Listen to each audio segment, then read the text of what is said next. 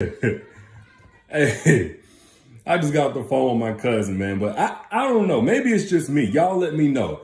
Or is the amount of guys who like to go ghost and then come back, not just go ghost and stay ghost, but they want to come back. They want to spin the block. Even if they're in a new relationship, they still want to come back.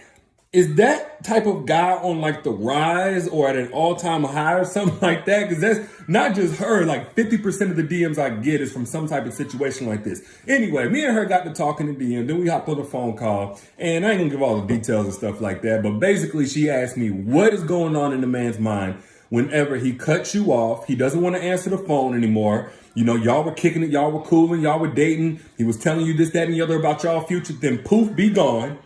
And then you find closure, you deal with your wounds or whatever else, you move on, and then he comes back. What is going through a man's mind whenever he comes back? I get the ghosting part, is what she said. I get the ghosting part. You know, he didn't want to have a bad reaction. He was going, he didn't want to hurt my feelings, whatever. Why do they come back? What is going through a man's mind? And let me say this.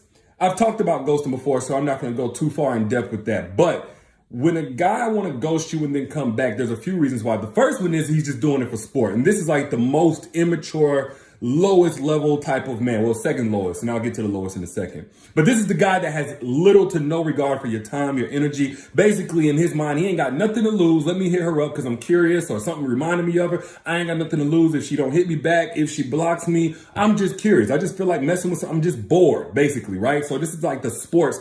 He's doing it for sport type of guy, almost like sports fishing or something like that. The second type of guy, which I think is the lowest, this is the guy who's more so on the narcissistic side, and he's doing it to punish you. He never intended to really be done with you, but what he wanted to do is teach you a lesson. Something that you did offended him, something that you did pissed him off, and instead of handling it like a healthy adult and saying, hey, this is what you did, this is how I feel about it, and this is what I'm gonna need in order to move forward. Instead, he says, you know what, I'm gonna break her spirit, I'm gonna break her confidence. Basically, it's the same thing that silent treatment does, but it's on a higher level. It's definitely manipulative, it's emotionally abusive, and it particularly works on women who find their identity in that relationship or find their worth in being with that man. This is why I'm really big on self-love and all of that. I don't care about it being a buzzword. It's very practical because if a man or a relationship is your foundation, then that same man taking away that relationship can be your breaking, right?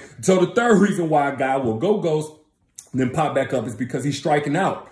He's striking out. He tried to replace you. Right? He tried to move on, find another you, or maybe this is just his revolving door style of dating. Some guys have a revolving door style of dating. They never officially cut anything off. They leave that bridge unburned. So that way, if they do want to spin the block, they can, but they constantly just move new women in and move old women out, so to speak. Now, when a guy starts striking out, this is where a guy will kind of spin the block because he can't get any new ones, and his main ones or the ones he thought he had lined up or what have you ain't working out no more either. Probably these are the guys that's also on the decline in their life. I hate to say it like this, but these are the guys who pull women in with surface level things, very superficial things. I'm gonna buy this for you. I'm gonna buy a section. Let's rent a boat. Here's some jewelry. Here's some this, that, and the other.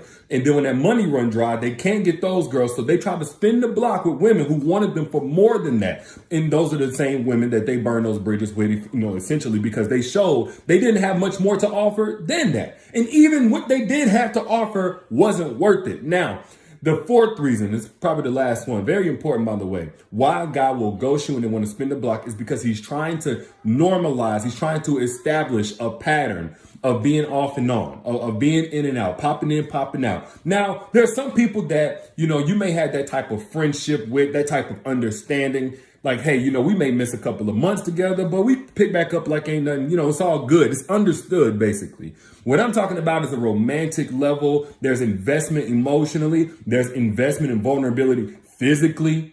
And these are the type of guys who typically have multiple lives. So they'll have you in one state. They'll have another, wife and kids in another state. They have another wife and kids or, girlfriend, a long-term something across seas or whatever. Like they just hopping from different life to different life. So they never have any one particular place that they call home, but you one of their homes. Right. And this is a guy who's, like I said, trying to groom you to be a certain type of woman. Now, before I get into that, let me just say this. My theory on the whole ghosting situation is the same as what I've said before. Some people will say stuff like, oh, well, respect the dead. No.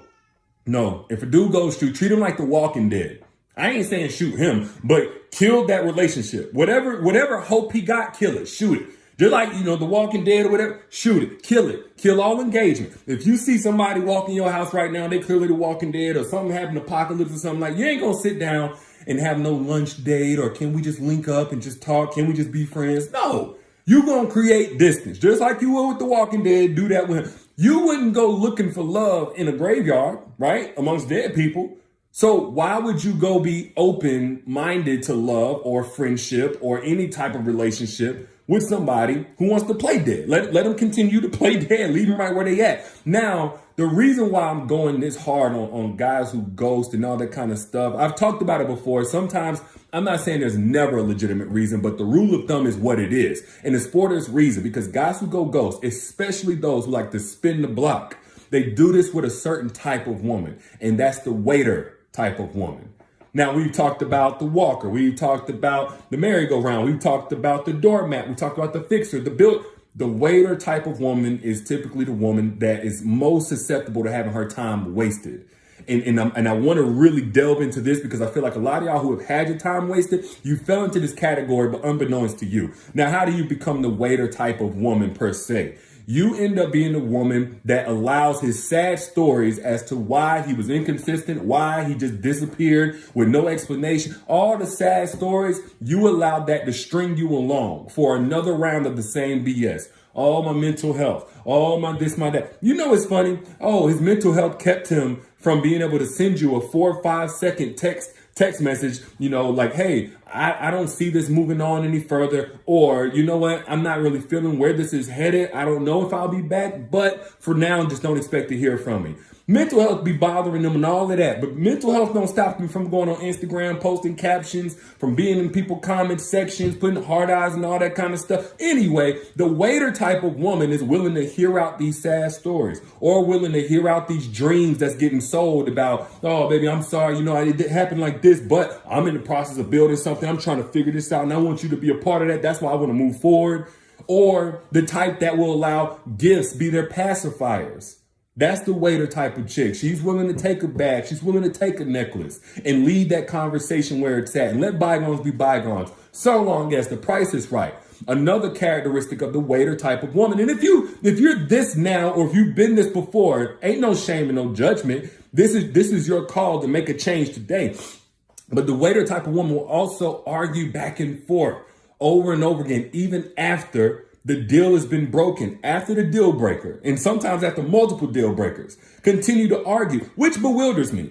Because if you have a deal, let's say like a real contract with somebody, they breach that contract, the deal is over, there's no more negotiation to happen. What are we talking about? But then whenever you do this, for those of y'all who argue back and forth, he's already giving you a deal breaker, whatever that is. Maybe it's ghosting itself, maybe it's something else. But because it ain't just ghosting that happens with the waiter type of woman who's willing to waste the best years of her life. Like that's just one scenario with the woman that's willing to wait. But whenever a guy does something and it's over with, you're basically saying to him, you're dependent on him to be okay. And so even though you may be arguing and it seems like you're from this place of position, this powerful position, what it screams is insecurity and fear to move on and move away from him. Now, that brings me to the last one. The waiter is willing to let bygones be bygones if the new emotions are good enough and strong enough. So what you have is guys who will string out a woman, like, I don't know, it don't matter. He may have told her, hey, baby, I'm going to make the relationship official, or I'm going to marry you, or whatever the case may be. And while the dust is settling on that broken promise, whatever the broken commitment is, or commitment that's just not being fulfilled, he's almost able to pull a veil over her eyes with new experiences that are a little bit more fun. So what this looks like, he lies to you, get caught up, or, again, he said you guys will be married in 2 years or 5 years or 3 years or after the baby, whatever.